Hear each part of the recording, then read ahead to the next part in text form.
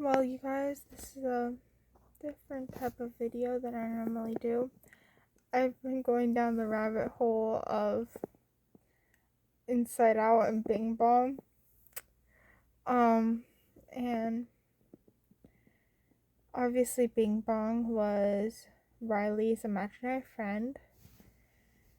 And it reminded me a lot of one of my coping mechanisms I've come up with to do with grief. And I want to explain a little more about it. I think I've talked about it a little bit on this channel, but I wanted to, just talk about it a little more. I felt in the mood for it. So,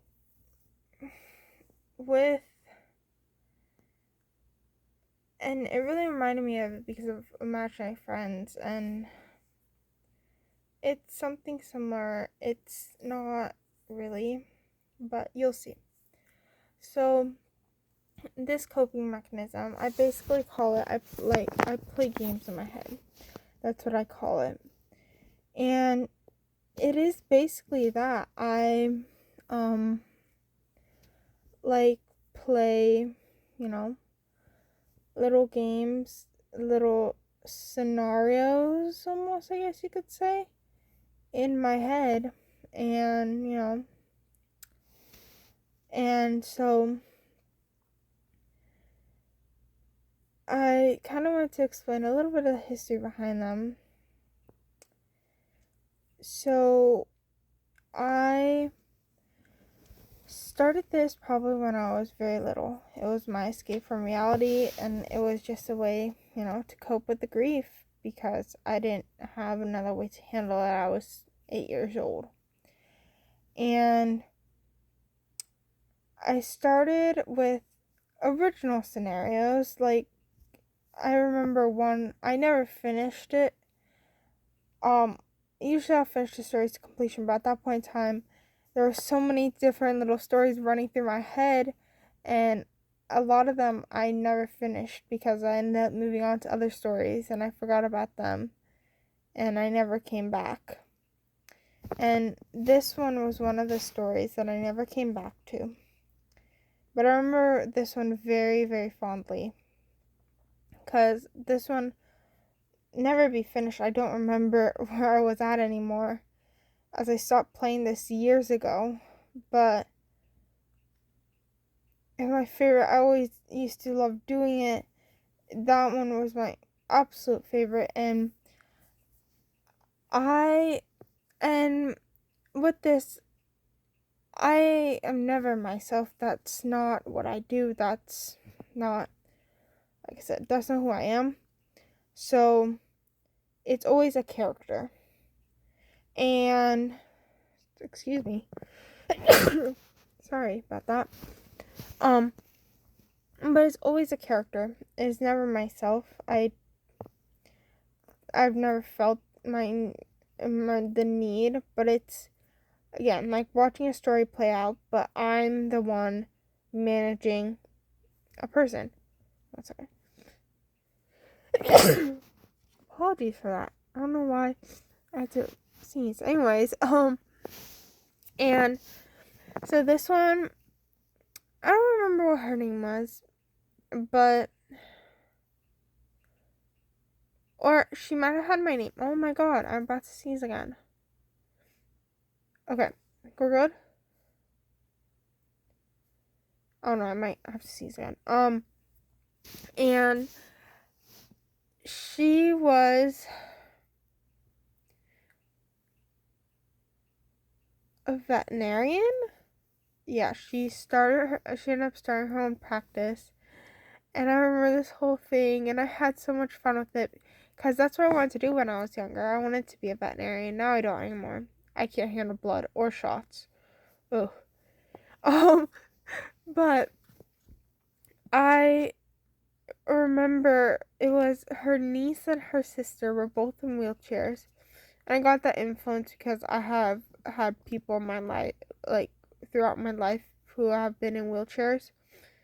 So, anyways, she was in a wheelchair, and I just remember her niece went on to become the president of the United States, the first female president, and she had all these pets of her own and all this, and I don't remember the full thing. I actually recently just found the little plaque. So I have a desk in my room, and now my games aren't like as intermixed with reality as I did back then. Now they're strictly in my head. I like, so if I zone out, if you see me muttering to myself, then I'm probably playing my game. Or if I just seem zoned out, there's a good chance I'm playing my game. But back when I was younger, I would like create little things. I would be much more hands-on with reality about it. So I had made a little plaque for the niece for her president of the United States because, again, I was obsessed. I think that was right after the book I read about I don't remember what it's called, but a 13-year-old becoming president of the United States. I think I just finished reading that book and I was like obsessed with that. And no, she was not 13. She was an adult. She met all the legal requirements of a US president. But on there, and they have the little plaques on the desk and stuff. I love that. So I recently actually just found that. I don't remember what I did with it, but it was fun to reminisce about that. Now, as I've gotten older, I've moved into Percy Jackson and Harry Potter, like stories, because those are the two stories that have been my rock through all the hard times I've had to face, especially Harry Potter. Harry Potter has been there for me ever since I was probably 10 years old. And it's my safe place that I go to whenever I need comfort of going home. And so and Percy Jackson I do from time to time, but it's not as often as Harry Potter. Right now, the past 3 or 4 games have been Harry Potter. I'm currently in a Marauders era one. I'll tell you about that in a second, but basically, recently I did Next Gen, so second generation, which was James, and the James Sirius Potter the second, and then my character. I don't remember what her name was. Oh, never mind, I do. It's Anastasia. Okay, so I go through times when I am obsessed with names. So when I was younger, I was obsessed with the name Darla Rain. Don't ask me why I came up with that name. Don't ask me why I was obsessed with that. I have no idea why. And then now I love the name Story, but I don't use that for my games. And then I went through a phase of Anastasia or Anastasia. Love that name. Still love that name, but not. I overuse that name, and now I'm going through kind of a phase of Eliana, kind of, but not really. Anastasia, or so for the second generation one, her name was Anastasia. It was Anastasia. It was pronounced that way. Yeah. Let me think. What? I don't remember the full. Oh right, yeah. So she was Pansy and Blazes, because I shipped that so hard. Anyways, Pansy and Blaze, and she's Pansy and Blaze's daughter, and she was best friends with Scorpius Malfoy. They were raised together practically as siblings because they're basically within a month of each other, their birthdays, or within weeks. I don't remember whatever I did. And that being said, she became friends with Albus Potter, obviously. Albus Severus Potter, and then and that was the only one time that I kind of made the events of the Cursed Child canonical in my world, because I do not claim the Cursed Child as canon. That is not, I do not care for the Cursed Child at all. No hate to anyone who claims it as canon or who likes the Cursed Child. It's just not my taste. So, and I've read the whole thing. I haven't seen it, but I've read the script. Anyways, so, yeah. So, well, after the events of the Cursed Child happened, obviously Scorpius and, well, I don't know if this is actually true. Then I took creative liberties with it. Anyway, Scorpius and Albus are in the, infirmary for a while. I couldn't think of the word there. And this is third year. So, and I put James as 2 years older and Lily as 1 year younger. So, James is in 5th year at this point, and James is going to the hospital to visit Albus, and Anastasia is there to visit Scorpius. And so they start getting closer and end up start dating, and they keep the relationship secret until Anastasia graduates high school. And during this time, she also gets really close with Lily. Like, her and Lily are like this. But yeah, and that's basically where I ended. After they had gotten engaged, they hadn't gotten married yet. And I think, yeah, that's where I ended that one. There's some other details in there, but they're not really privy to the story. What does privy mean? I use that word. I don't know what it means, though. Please correct me if I'm wrong. Anyways, let me think what else. Oh, and then I went down generation. I went to the Golden Trio era, and that one, her name was Anastasia. Yes, sometimes while I was playing the game, sometimes I pronounced it Anastasia, other times I pronounced it Anastasia.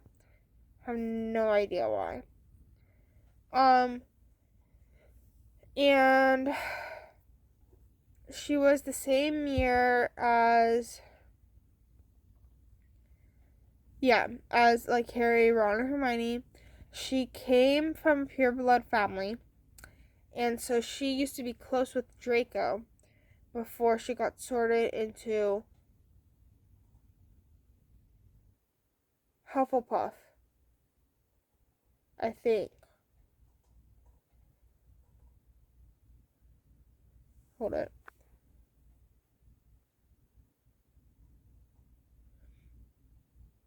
No. She got sorted into Gryffindor. Yeah. She got sorted into Gryffindor. And then after that, Draco's parents, Lucius and Narcissa, told Draco no more hanging out with her. You're done. Anyways, they still met up in secret, and they kind of had like a, yeah. Anyways, they still had like a friendly relationship up until about third year or so, when Draco just started being a git and like was done. And they'd still meet up sometimes, but like it was very rare compared to what they used to be like how close they used to be. And then, but my story didn't start there. It started about 5 years after the war at the Dragon Reserve in Romania, because that's where I'm gonna go with Anastasia because I like that pronunciation better right now. Anastasia was in that's where she ended up after a war, and she was partners with Charlie Weasley, not like romantic partners, like work partners. And they lived in the same cabin or whatever.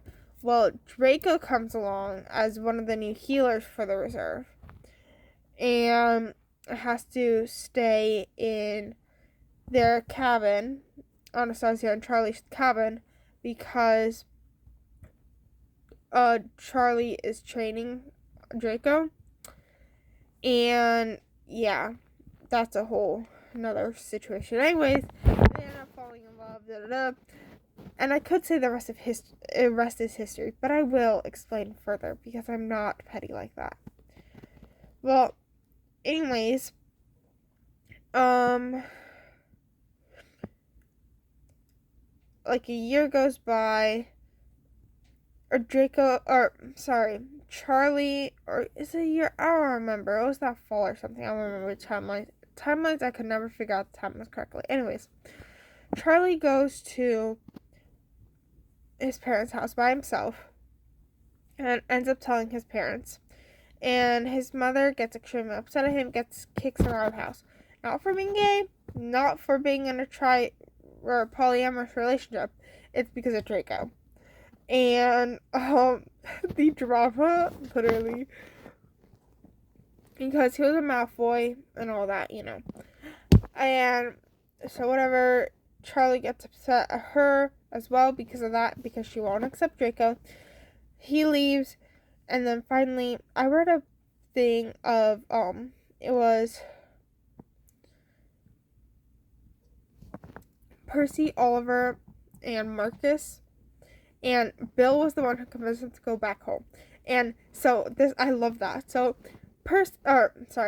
Bill was the one to convince Charlie to forgive Molly and come back home. I love Molly Weasley. Like, no harm to Molly Weasley, but like I also understand her side of like not liking Draco. I'm the creator of the story, but whatever. Anyways, so whatever, there finally goes back home, and this is for Christmas. And at Christmas, yes, it was a few months. It was the same year that they started dating. Anyways, the present that Charlie gets for Draco and Anastasia is a house and an announcement that they're moving to Wales. And they have a home there, and they had been talking about kids, even though it literally was a few months of them into dating, but they had put that out there, like they wanted kids eventually, but Anastasia's condition was that she was not going to have kids on the reserve. She wasn't going to raise kids on the reserve, so it had to find a home off the reserve. Well, their home was not on the reserve on Wales, it was outside of it, and that's when Anastasia asked if they would be okay if they could adopt a child. Even though they'd only been dating for a few months and whatever. So they say yes, and she reveals to them that there's a child. It's not hers, it's her. So let me tell you a little bit of backstory. The video is getting kind of long. Anyways, but let me think. Anastasia's mom and I don't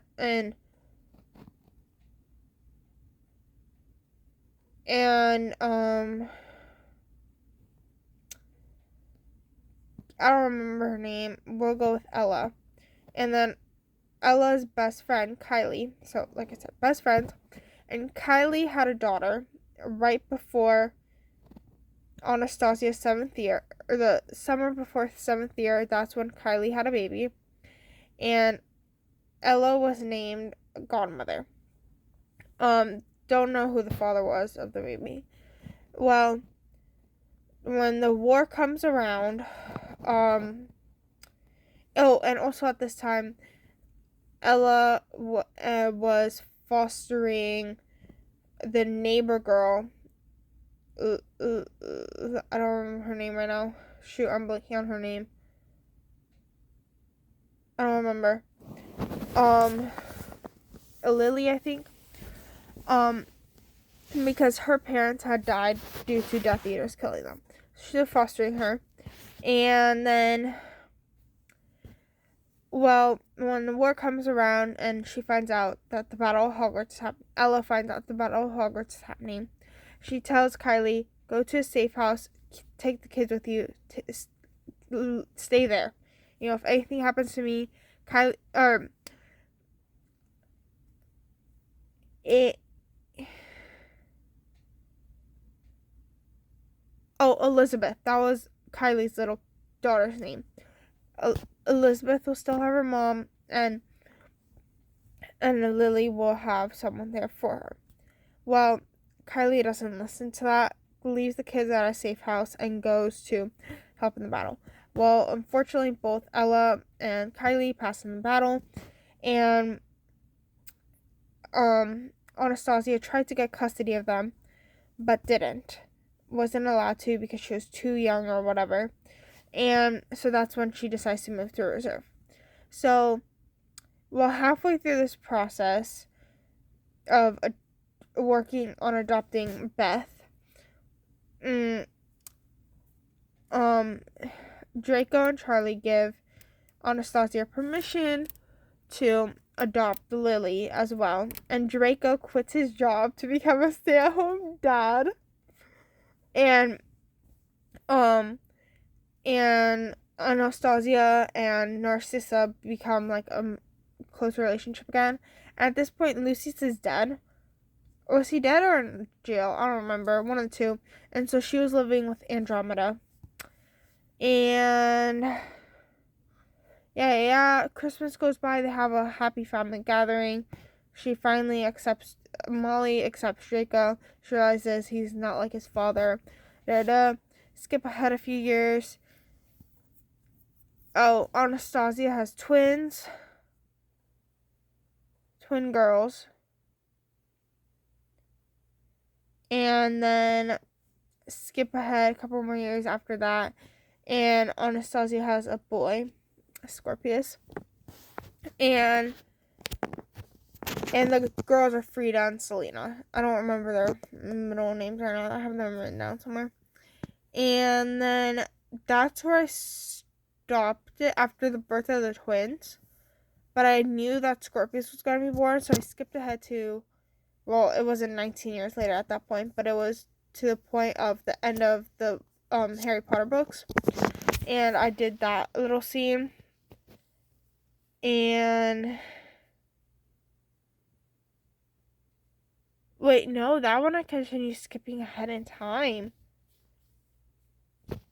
Yeah, because I was skipping ahead in time of like showing like different moments in Beth's life, and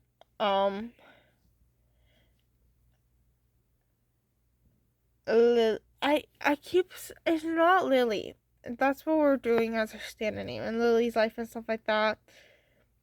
It was only Beth and Lily that I really stayed around to do moments of, because Beth's story, Elizabeth's story, hers was, she went to school, or she had this. So one of Anastasia's best friends, they ended up meeting by chance in the Muggle world, because Anastasia and Draco and Charlie enrolled all their kids in Muggle preschool,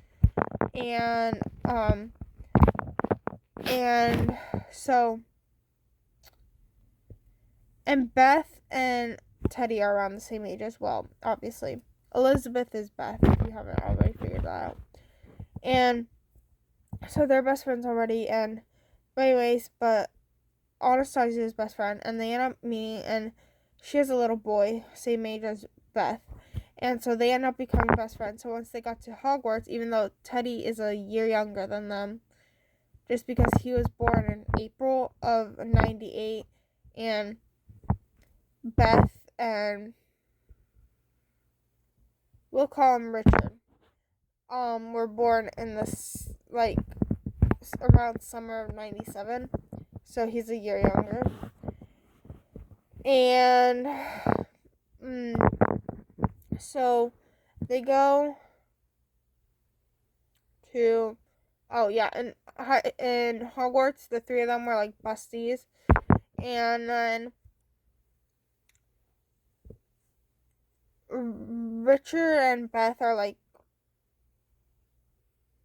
they date for a little while, then they break up, decide it's not right for them. Then one night they end up hooking up,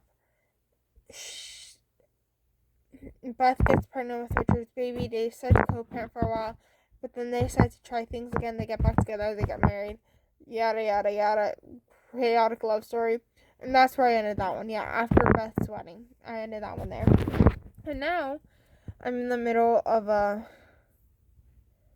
Marauders era fic or story. And it's a series with James's twin sister. Kind of enemies to lovers. So let me explain this. So James and his twin sister Eliana, that's who I am. And so they are inseparable as twins. But Ellie does not care for Sirius, nor does she care for Peter. She does enjoy Remus, but she didn't really figure that out until later. But she becomes best friends with the girls, so it would be Lily, Marlene, and Mary. Lily Evans, Marlene McKinnon, and Mary McDonald, I want to say. But that was after the sorting, obviously, because they were her roommates. And then,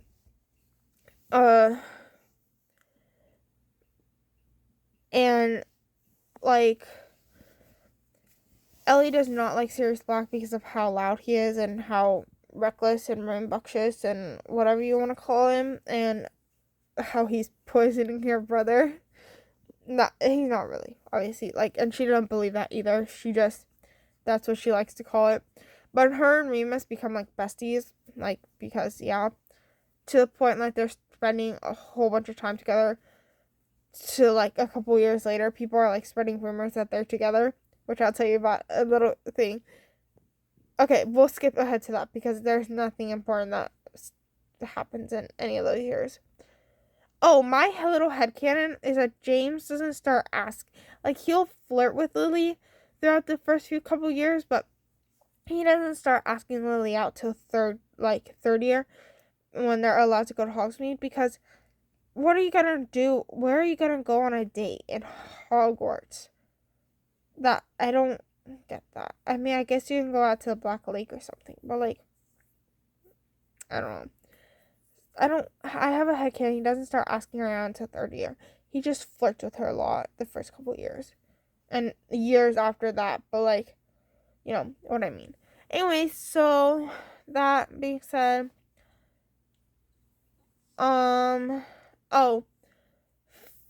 fourth year is when the rumors start coming around that Remus and Ellie or Eliana are dating. And so they decide to play into these rumors a little bit and start being more touchy with each other and everything. And Remus is touch starved, so he loves this. Ellie does it for Remus, obviously, and just because she wants to be petty and, because she's a queen. And then I also don't know when Sirius ran away. Is it before 5th year or is it after 5th year? I don't know. My thing is he ran away after 5th year. And so they were, okay. So, yeah, and so they continue this through, the end of 5th year, her and Remus. They still have a close relationship afterwards, but they continue playing into the rumors until the end of 5th year. And then Sirius runs away to her house and, to Ellie and James' house, and Ellie hears Sirius sobbing from nightmares and waking up from nightmares and stuff because she's a light sleeper. And so she ends up being the one that would comfort him at night. And so they end up growing closer after that, even though they both hated each other from, first year. Actually, no, he tried asking her out in 3rd year. She shut that down immediately. Anyways, and then But they don't actually start dating until they're back in school. And then right now I'm at the end of, or at the beginning of 6th year, or 7th year, sorry. But I already have the whole thing like planned out. And basically this is what's happening. They stay dating for a while. He doesn't propose until they're 20, and then, or like a few months a few months after Harry is born, he proposes to her. And they weren't supposed to get married until a couple months after what would be Lily and James's death. But Ellie finds out she's pregnant the day before James and Lily die. And she was going to go over there the day after. And she didn't get to for some reason, and he ended up dying that night. Anyways, sorry about that. So and then she, because of everything that happens, she keeps quiet about it, doesn't tell Sirius. And then so she doesn't end up telling Sirius. Then the whole thing with Sirius happens, and she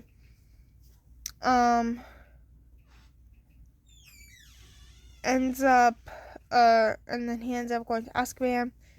And anyways, and so she never gets to tell Sirius about the pregnancy. And then he goes to Azkaban, whatever. And she leaves with her son, and kind of goes to like, well, she still stays in England, but her son goes to Bo Buxton's instead of Hogwarts. And he's a year younger than Harry. Or about a year. Almost 2 years. And well, and she never takes the ring off. She just moves it from her left finger to her right finger. And so when she ends up meeting Sirius again after 13 or however many years again, it's I think like the 4th book or so, around there, that's when she meets him again. And he looks and he sees the ring that he proposed to her with, but not on the left finger. But they decide to rekindle their relationship. She tells him about his son, and he gets to meet him that summer quickly before Harry comes. So Harry knows nothing about his cousin or his aunt. And he finds out about his aunt. Well, no, he knows some stuff after going to Hogwarts. He knows about his aunt, but he hasn't met her. So he meets her that summer. Wait, does he? No, he doesn't.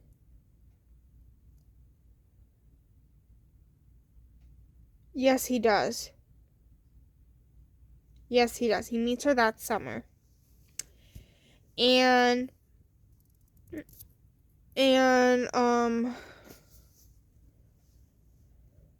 so he meets her that summer, whatever. And obviously, Sirius would die later that year because it's 5th year.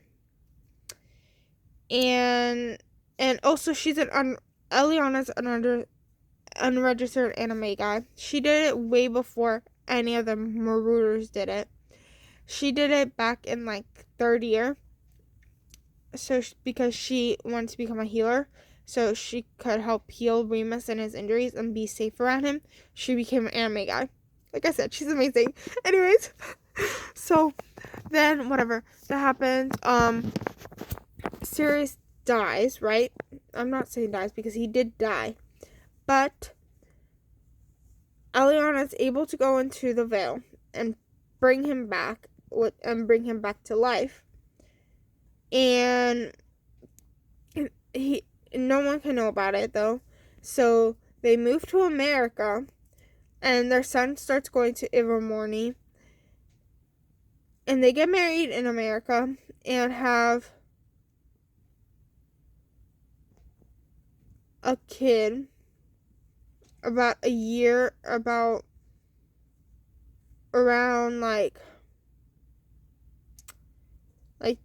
around the time Teddy's born. They have a kid, so together. So Teddy and the kid, thing, close.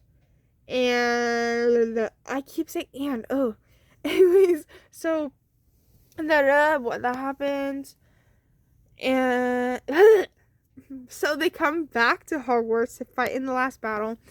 Sirius and Remus get to reunite for one last time before Remus and Tonks would eventually pass away that night. I had to keep that same. Fred would pass away that night. You know, all those canon characters, they passed away, sadly. And Harry finally gets to meet his cousin. Well, they go back to America afterwards, but they visit constantly back to back until their son graduates Ilvermorny, which is about a year after the war. They still live in America, and then they move back to England. And Harry finally meets his cousins now.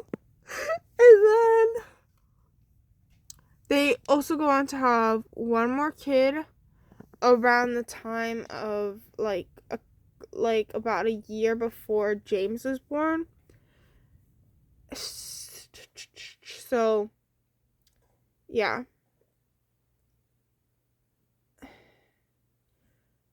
And yeah, that happens, and I haven't figured out the rest. But yeah, this is a long video. I didn't realize it was gonna be this long. It's almost 40 minutes. Okay. Well, I don't know. Did you guys like that? Me talking about that? What did you guys think of this video? Well, I will see you guys soon in the next video. Actually, the next time you see me, it probably won't even be in here. I will be going to the Czech Republic this Monday. I'll be leaving my home on Monday, but I won't be getting to Czech until Wednesday. And so the next time you see me, I won't be here in this beautiful space that I've created for my very own. I will be probably honestly in my cousin's room. But I'll be in the Czech Republic. But yeah. Anyways, I love y'all. Thank you so much for watching.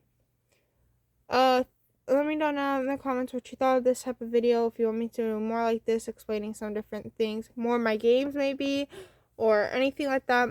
Let me know what you guys want to see. And yeah, I love y'all. I'll see you soon. Bye.